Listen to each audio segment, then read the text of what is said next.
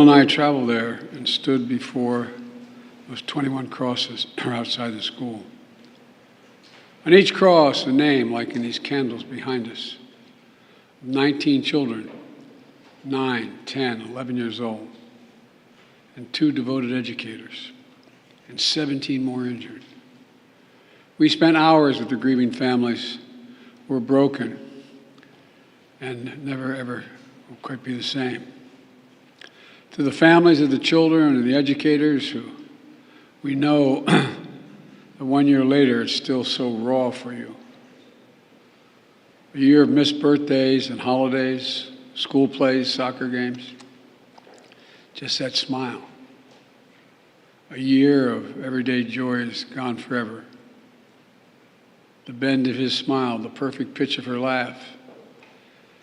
At a vigil a few months later, one of the moms said, "When I lay in bed and turn to my side, envisioning her staring back at me, I want so badly to be part of alternative reality that just doesn't exist. This is my reality, because my 10-year-old daughter was murdered in her 4th grade classroom." Standing there in Uvalde, Jill and I couldn't help but think that too many schools, too many everyday places have become killing fields in communities all across every part of America. And in each place, we hear the same message. Do something. For God's sake, please do something. We did something afterwards, but not nearly enough. We still need to ban, in my view, AR-15 firearms and assault weapons once again. You know, they've been used time and again in mass killings of innocent children and people.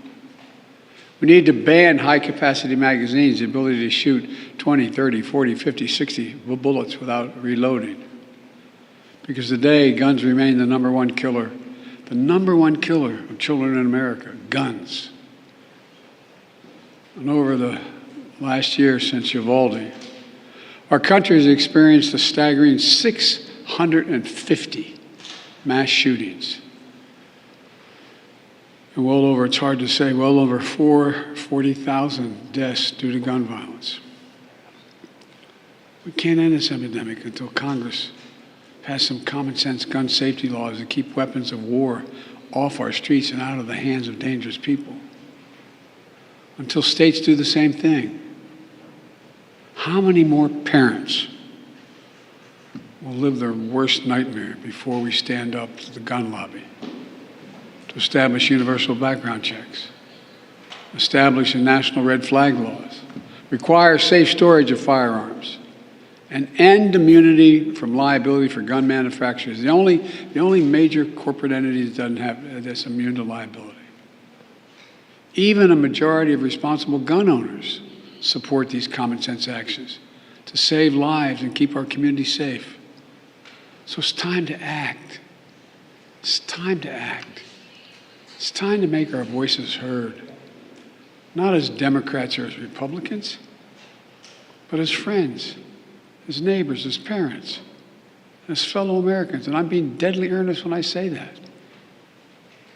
You know, I know for a long time it's been hard to make progress, but there will come a point where our voices are so loud, our determination so clear that we can no longer be stopped. We will act. You know, a year ago after visiting the school, that same day we attended Mass at Sacred Heart Catholic Church. In the pews, families and friends held each other tightly. As the Archbishop spoke, he asked the children in attendance to come up on the altar and sit with him as he spoke on the altar. There wasn't enough room for everybody to go up on the altar, so a mom and her young son sat next to us. They had us in the first pew, and they sat next to us. As we left the church, a grandmother who had just lost her granddaughter came up to us and quietly passed us a note, a handwritten letter. And here's what it read. Erase the invisible line that is dividing our nation. Come up with a solution and fix what's broken and make the changes that are necessary to prevent this from ever happening again. My fellow Americans, you know, you almost feel the pain. For we've lost children. We have to do this to save our children. For the nation we love, to erase that invisible line. Jill and I stand here today. As earlier this morning, we were talking about planning a memorial service this weekend, celebrating the anniversary of the death of our son, Bo. Well, guess what? While everyone's pain is different, we, like many of you, have some understanding what it's like to lose a child on more than one occasion. For those who've lost a loved one in Uvalde, to the moms, the dads, the brothers, the sisters, the grandmoms, the grandpops, this is what I know. One, they'll never be gone from your heart. They'll always be part of you. And I know this as well. As unbelievable as it sounds, I promise you, a day will come when you pass that ice cream store, you pass that park, you pass that thing that brings back the memory of your son or daughter. It's going to bring a smile to your lips when you think of them before it brings a tear to your eye. That's when you know you're going to make it. And our prayer for you from the bottom of our heart is that they will come sooner than later. Sooner than later. But God willing, it will come. As I said, that's when you know you're going to make it.